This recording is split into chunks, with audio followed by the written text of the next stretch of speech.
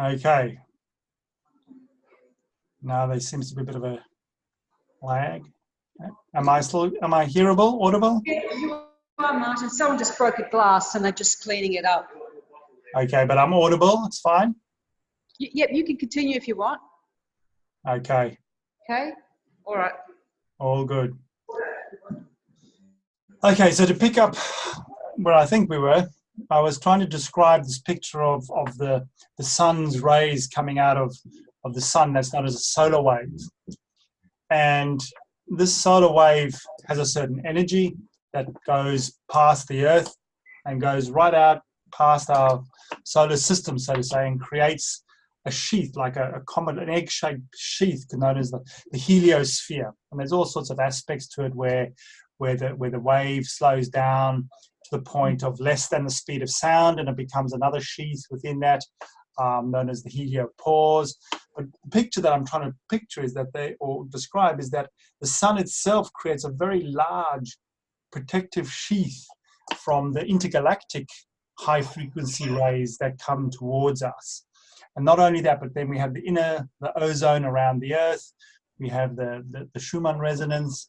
There's all these sheaths that are kind of making sure that the Earth has a certain resonance for the human soul to be the antennae for thought, basically. That's the thing. And now within that, the 5G is going to be, and this is a picture, I'm not saying this is the science of it, because we've got satellite waves and wireless kind of technology, but we've got satellites outside of some of those protective sheaths working in with servers, relay stations, and the Internet of Things in our homes to bring a very high frequency that's normally kept outside of the sphere of life, and increase the resonances within that then will weaken and attack the physiology of the human being. So it's quite a powerful thing to not want. It's quite important not to slow this down as much as we can, because and all I can really do is encourage people to participate in slowing it down where they can, with telcos and governments, but also to ensure that our homes, our offices have as many, gizmos are. I was listening to a scientist, they saying, don't worry about the gizmos, they're not going to help. I don't necessarily think that's true. And gizmos are things, like shungite, and I've got this on the back of my phone to try and reduce the EMR things, turn off the antennas in your phone if you're not using them. Don't have your Wi-Fi on, don't have your Bluetooth on, don't have your location services on if you're just making phone calls and doing, only turn them on when you need them so that you can push this away. So that's an external kind of prophylactic, we could say, that's really essential. I'm really not trying to downplay any of that. I think it's really important that I do as much as I can in my home to try and reduce that. But I think, the moral technology question is, well, what are we being asked to work on in our humanity to balance this? And this is really where I sort of want to come to the core of what I want to talk about, really, because Rudolf Steiner, talks about this. We need to become aware, and again, this is out of an anthroposophical perspective, out of a spiritual scientific perspective. So for those, I am recording this and hopefully going to have it on YouTube. So I'm going to say this for those people who struggle with some of these imaginations, take them and live with them. But Rudolf Steiner says that we have to try and understand or imagine, if I have my arm here and I do that, how does that work? Or if I scratch my head or my chin, if I move my body, what's moving me? And we could just say at a very physiological level, thought, will, nerves, neurons firing, all those things that 5G kind of are coming into. But he says what we need to really also realize is that when I have a thought, and it drops down into my feeling. So and these happen, in instances, but I've got an itch on my head, so I do that. The thought that I've got an itch and I need to scratch, the actual movement of the arm. He says we need to imagine that our angel is making a movement in our etheric body, and therefore our arm can move. So, and these pictures of the angels and of the thoughts and where we experience our thoughts in the afterlife, he calls the solar wind. He actually calls it the winds of spirit. And I find this quite interesting that we have on the sort of physical science solar winds that create a sheath of energy, which if we then try to find the esoteric side, the inside of the exoteric anthropology science is the exoteric, observable, measurable kind of side of things. The anthroposophy is the esoteric, the inside, the other half of reality. So when we look at the solar wind, maybe the inner side of that is the winds of spirit that Rudolf talks about, where we can start to see the effects of our thoughts, of our memories, of our soul work, of our karmic work, building, so to say, within the winds of spirit, an etheric being, this etheric being that we experience the effects upon when we die, how we've affected that when we die. So we really need to start building, and this is my sort of hopeful and empowering, hopefully, picture, is that we need to actively increase our capacity to think, to read the imaginations of anthroposophy, and to really live them, not just intellectually, read them. Rudolf Steiner gives this really wonderful picture about the Michael work, and he says, how do you read anthroposophy? He says one person will sit down and read a lecture of his work and get up and isn't changed. But if you really read it, you cannot sit down and read one of the imaginations given in the works of Rudolf Steiner and not feel changed some way. And this capacity for us to meditate, to take a picture out of one of his lectures, for example, what are the winds of spirit? How do you imagine the etheric body of the earth changing because a human being thinks something? To actually actively think that within us and create a robust capacity for imagination within our thinking. So we need to develop stronger thinking. It comes back down to the simplest of anthroposophical instruction. The 6 subsidiary exercises: strengthen your thinking, strengthen your feeling, strengthen your willing. Do your meditations, but don't just do them by rote. Do them so that you can actually really feel the imaginations, strengthening the etheric body and strengthening the astral and the physical body. So some of the work that I'm promoting is that Rudolf Steiner talks about this astral etheric star egg that is given to us. We need to strengthen that. Can we work to such a level that the etheric and the astral aura starts to resonate at such a high level that it can push back a little bit against, so to say, the effects of the 5G and the higher electromagnetic radiations that are being thumped at us, basically. Some of the science of this is if you do that with your phone, is different than if you do that. And if you use it on speaker, it's different because the electromagnetic field reduces. And I know one person with the 4G said every 2 meters that a transmitter is away from you, the effect reduces. So we need to push it back, but we can also, through our spiritual work, increase the physiological health of the nerves, of the vagus nerves, of all the different things. We can increase the physiological health of our bodies. We can increase the strength and the vibrancy of our etheric body and of our astral bodies. So that, Rudolf Steiner talks about the ego sheath and the astral sheath and the etheric sheath and the physical sheath of the skin. We need to strengthen that to a point where we can feel the effects of the wireless technology cannot get in as much. So as much as we can do something about the physical environment with physical ways of reducing the EMR around us, and protecting ourselves in various ways, we can also do it through spiritual work.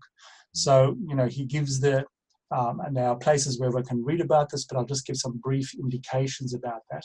He gives the meditation of the blue aura around us. He gives us the meditation of the rose cross. He gives us the meditation of the 5-pointed star across the body. He gives us the meditation of the 6-pointed star across the body. He gives us certain mantras that we can do with those. And in doing those, if we start to not only imagine them, but start to, in our feeling life, experience these forms within our astral and our etheric body, we start to increase the strength of the etheric and the astral body, and therefore start to increase the capacity of us to retain our capacity to think and to process things emotionally, and to have a capacity to make free ethical choices in situations in our will, as well as then build a new karmic memory and create a kind of a new morality, basically, the ethical morality that he talks about in the philosophy of freedom. But the real solution, and he says this in the knowledge of the higher worlds, the first condition of spiritual development is a healthy body and a healthy mind. And it really comes back to that, but not just physical health and the food we eat, but spiritual, psychic health in through our meditations and work to strengthen it. I can't see your faces, so I don't know how emphatic I need to be about this. So that's one sort of level, and again, there'll be a lot of discussions about how to go about that and do that.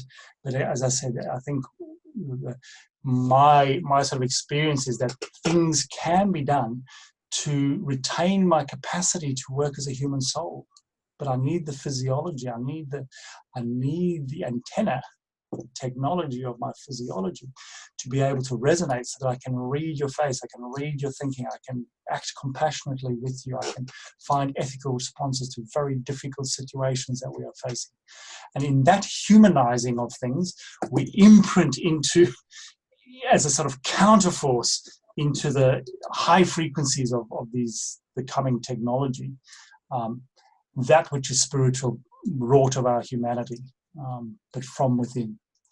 And maybe just as a sort of a concluding remark, because I've lost track of the time completely, I'd like to maybe just add a little bit of a Christmas imagination that we have at the moment, coming up with where Rudolf Steiner talks about what do we really need to do. And this is one of my sort of key concerns at the moment, is that we haven't really, generally, we need to take more seriously the various things that Rudolf Steiner suggests have changed since 1879, since the end of 1899, in the human condition, in the spiritual worlds, in our capacities to not be affected by technology, and really ramp it up. Basically, that's the bottom line question, is we need to ramp it up. And one of the interesting questions, 99 years ago, Christmas 1920, he gave these imaginations about the changing of the Christmas mystery. And he really asks us to imagine that if we want to go further as a Christian culture, and he does suggest that anthroposophy wants to become one with the destiny of Christianity, that we need to start really looking at the rebirth of Sophia. So we've got the Christ, we have the I am, and yes, we can commemorate the birth of Jesus and the birth of the I am in the self, but we now need to use the self and rebirth the destroyed and intellectualized wisdom of the past. And he gives us some very interesting ways to do that. So he does say, the imagination. So when we die and go across into the spiritual world, we eventually come to an encounter with what he calls the temple of humanity on the far shore of existence. And he says this temple looks like a woman with a crown of stars around her head, cloaked in the sun with her feet on the moon, waiting to give birth to a child, which is given in the Revelation of John as an imagination. And this picture, he says, of the stars and the planets and the kingdoms of the earth. We need to find a new way to enliven our knowledge of that. That's the rebirth through the I am, through the Christ within us, or the Osiris within us, or the universal human being within us. We need to relearn things that have been lost in the past. And he talks about this in the sense of the crib. He says, the crib is a very important imagination for us to re-enliven, in that the shepherds came and the kings came, and in tradition they've been pushed into one story. We know that there are two stories, but when the mystery of Golgotha took place, the shepherds came and the kings came. And the kings are those who are versed in creating social order. So kings, queens, it's a sort of a part of us that is of a royal nature. And that task is to know, to be versed, to be initiates of creating social order. And the shepherds, of course, are versed in tending, caring, transforming nature. So these two faculties have been lost. So the shepherds could hear to come to the crib, because they could hear the angels singing through nature, and they could hear the Buddha and the revelation and the music of the spheres saying, go now, because you can see the human soul that has come back to the earth. The kings heard that through the stars, and they didn't follow a constellation. They followed the astral star of Zarathustra coming back, and it led them to the house. Jupiter doesn't go over a house, but it was the soul of the incarnating Zarathustra that led them to this. But they could hear that. They could hear the stars, and the shepherds could hear nature. But that's become, we've lost that, especially in the West. I'll just again read you what he says. With the shepherds, we just have a tree is a tree, and if we unlucky, we call a tree a potential ream of paper. Coal isn't coal, it's oil. Everything's just a resource where we can produce something to make money. Our relationship to nature has been completely intellectualized. And with the stars, it's the same. With the astronomy, with the effects of the cosmos upon us, it's just all done by mathematics. He says, the Isis that has died has been given a paper crown where there are mathematical calculations on this crown. And when she awakens, she will realize that she has to use the old forces of her horns and the sun forces in her horns to reawaken a golden crown around her heart. And so our head and our heart become a crib. But he says, we have to find within us a universe, and we have to birth this universe out of us, out of the crib of our heart into the world. And we have to, out of ourselves, find, he says, we need to learn to once again hear the songs of the angels in nature. I gave this talk the other night, and I said, can you hear, the angels of the trees that are burning? What are they saying? What is the angel of fire saying to us? What is the angel of water saying to us at the moment? This is the kind of Shepard Lee approach, the indigenous approach that we have to reawaken, so that we can hear the messages of nature again to us, but also to find from within the forces of a future universe, he says, and we have to create that future universe. And these are the counterbalances to 5G. So this is what I think 5G is really challenging us to do, is we've created this electronic brain around us that is really going to attack right down into the nerve, brain, blood barrier, all these, the different, the hippocampus and all the different places in our brain where our faculties of humanity are going to be basically lamed, if not destroyed. And our response is, well, we're not going to let that happen. We're going to ramp up our spiritual work and build better physiology, stronger etheric body, stronger astral body, spiritual imaginations that we will take with us across the threshold when we die, that will create, be the seed form of the substance of a future universe. And to do this in such a way that is not just an intellectual exercise, but actually work to make a commitment to work so hard where I say, I've seen that, I can do that, I know what I'm doing. This, I think, is where the society, groups of people become cribs of awakening new spiritual work together. And instead of sort of going, well, what does it actually mean to experience the rose cross on my body, or what does it mean? How do you work to a point where you can really experience the strengthening of the blue egg aura around yourself? So where our spiritual work starts to become experiential and strengthening. So I could go on ad infinitum about that, but I'm not going to.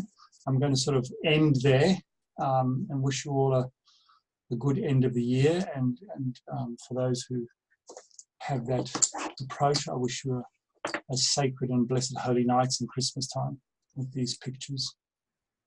Thank you. Thanks, Martin. Before you go, can I just quickly ask if anyone has any questions? Yeah, I'm just going to turn the recording off. Hang on a sec. Okay.